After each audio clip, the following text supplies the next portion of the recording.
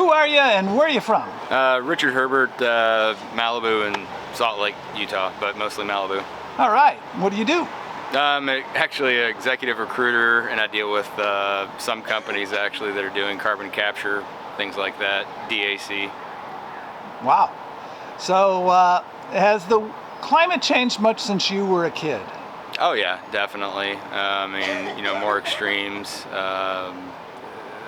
highs, lows, just change of weather patterns and whatnot.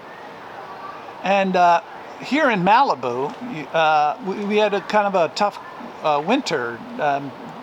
What did you see any differences here? What happened here? Yeah, it was definitely tougher, both here and in Salt Lake. But it's also been, you know, extreme variances from a precipitation perspective, both in Utah and here in Malibu. Luckily in Utah, I think they're running at 300% of snowpack. Great Salt Lake is disappearing, which can, you know, bring a whole host of other issues from the Great Salt Lake bed, kicking up particles in the wind and whatnot, which Salt Lake already has an issue with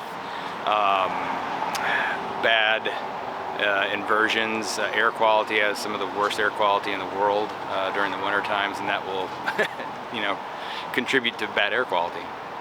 Wow. And on an everyday basis, say on a scale of 1 to 10, how concerned are you about climate change? 10 being the most concerned. You know, definitely I would say it's on a 10. It's just, it's not really, but it's, and I'm pessimistic about it. I'll use Salt Lake as an example. You know, they have refineries in North Salt Lake that don't have any sort of carbon capture technology, but they started hammering on people that had wood burning stoves. Okay, let's talk about how many people actually use wood burning stoves and what is the underlying cause. It's not the people with wood burning stoves. It's the, you know, it's the refineries in the North Salt Lake area.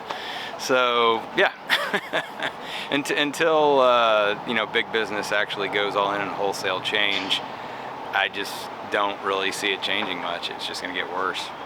Well, that was my final question. What about the future? Are you an optimist or a pessimist, and is there anything we can do about it? Pessimist, and until the powers that be, the people that you know, are the 1%ers, which, you know, I'm obviously up there. I wouldn't live in Malibu, but I have no power. It's the people who have the power that are going to have to affect the change.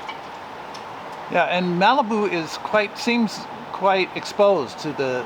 I can see the ocean from here, so. Oh yeah, I mean, it's definitely, you know, you have disappearing beaches, you have disappearing shoreline.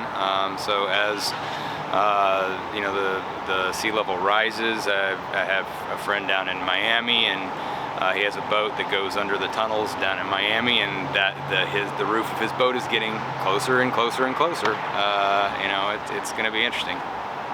Thank you very much. It's Cinco de Mayo here in Malibu, It is. California. Thank you very much. Thank you.